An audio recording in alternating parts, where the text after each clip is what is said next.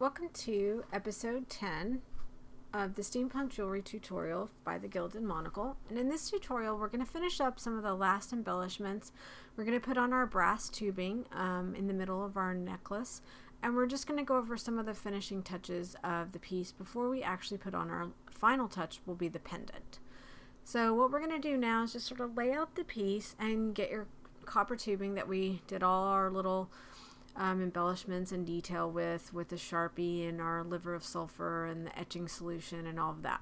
Now, if you use, like I did, a really large jump ring, you may have to go ahead and take it off before you can put on your piece of copper tubing. You may not. It just depends on the size that you used and the diameter of your tubing. For mine, I do.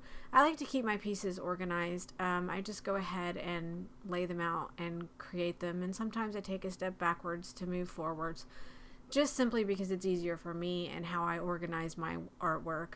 And you're just going to go ahead and slip some of the pieces of chain that you embellished with your beads through the copper tubing however you want. You can twist it around, twist the material up, and you can actually, if you put a nice bend or fold in the material and you want it to stay that way and you really don't want the copper tubing to move around, you can actually put a little bit of glue in there, whether it's fabric glue or gem tack. You can actually place it inside the tubing and it will hold the fabric in place. That's really up to you.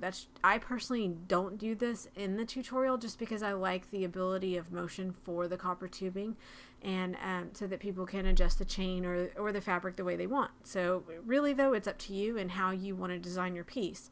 Now what I'm doing is I went ahead and created some end pieces here, and I'll go back over them with you real quick on how we did them. Basically, it's just a head pin, either with a looper or you can make your own, it's up to you, with a long, we'll use some small turquoise beads here, and then we'll do an antique bronze daisy, which are the little bitty bead caps that look like flowers. You'll see them pretty much at any craft store and they're extremely cheap. And we just put the two daisies on the end of the large beads, and of course the two rounded beads on the outside edge. And what the bead caps do is they actually break up the color and give it some diversity so that your piece is just not completely monotonous. And I really am a big fan of bead caps and cones. And you can use pretty much any kind you want. You can use any color if you don't want to keep it completely antique bronze and you maybe want to add some copper in there to go with the middle copper tubing. Feel free, do whatever you think is necessary, whatever you want to do to create an individual piece. And that's what I love about this particular genre of art, is that it is very individual, and it is definitely up to what you decide that you want to create, and for whether it's for you or your client. Now I have a little bit of difficulty using the pliers sometimes because I have some issues with my hands because of all the work that I do with my hands, but you can either use the pliers, the bent nose, or the rounded pliers to close your loops. You can use an actual loop closing plier. Just be careful when you're using them on head pins and other things because you can actually bend the loops. They're really good for jump rings, but I don't often use them for other types. However, they are good for chains too, as long as you don't, go Hulk on them and completely like smash them. So just go ahead and close up the loop, and then we will add this actually to the chain that's going to go up toward the neckline. Now this is a tiered piece, so you'll have the fabric that kind of drapes down the middle, and then the pendant itself will drape lower, more toward the cleavage, depending on how the diameter or the the length of your necklace is. I'm working more towards, I believe, 16 to 18 inches, but you may go ahead and go a little bit larger or smaller depending on who you're doing the necklace for, because you're gonna have different lengths depending on who you're working with, or whether it's for yourself or the type of necklace. But I did want to do a tiered necklace, and my measurements are pretty loose simply because it's really an individual choice. And there's just a few inches of chain on the end here, and we're going to go ahead and attach that and then add another piece to the other side so that it's balanced. And so we'll go ahead and put this large jump ring back through. And you can clean up the ends of the fabric there if you want. I wanted more of a kind of shabby chic steampunk look. I kind of get tired of the same, you know, owls and octopus necklaces. I mean, that's great if you love those. I'm sorry, I don't mean to offend. It's just I like something a little bit different. I don't want to create the same type of thing. So I wanted something that could really be worn regardless of whether you're going to a convention or every day. It can be dressy if you want it to be. That's what's really unique and interesting, I think, about the steampunk jewelry, is because you really, depending on how you set it out and create the piece, it can be worn anytime.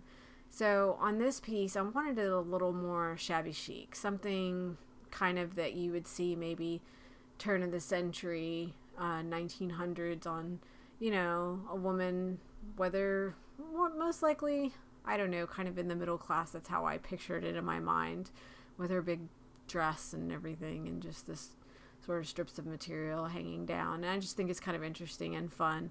I just wanted something a little more eclectic for this particular tutorial and this particular piece. We will do more pieces that are geared strictly toward metalwork, but for right now, this one's kind of a mixture or you know, mixed media piece. So just go ahead and attach that end, and we're going to do the same thing on the other side. Just make sure you twist your chain through, and like I said, if you wanted to glue the fabric there to keep it, you surely can. There's nothing wrong with doing that at all.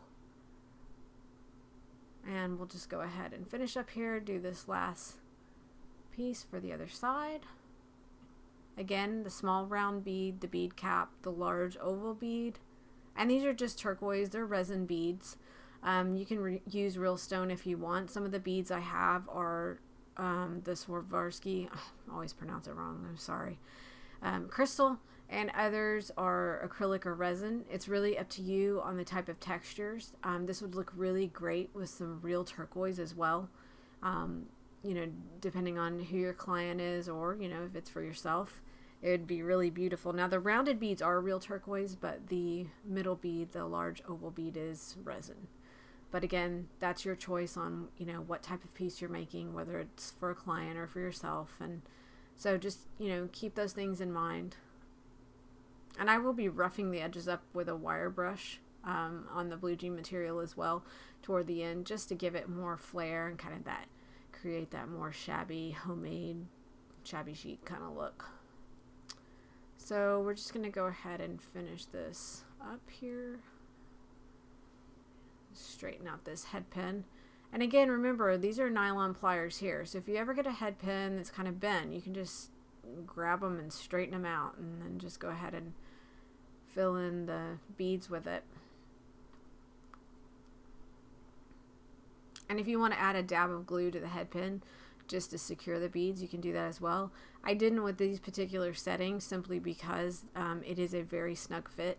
So I didn't really feel it was necessary, but, you know, if you feel more comfortable for you or your client, and, you know, you want to go ahead and do that, by all means, feel free. Just take it easy on the glue so that you don't have a lot of excess. Now we'll just go ahead and add this to the end, and really appreciate you watching. And we're going to be wrapping up this series with possibly, I think, maybe one, possibly two more episodes, and you'll definitely get to see the finished piece. I think you'll really like it. And again, if you have any questions, we always read your comments. We're always looking forward to user response. So, you know, make sure you let us know something you're interested in if you want to see another type of tutorial. And definitely don't forget to subscribe. And I hope you enjoyed, and thanks for watching.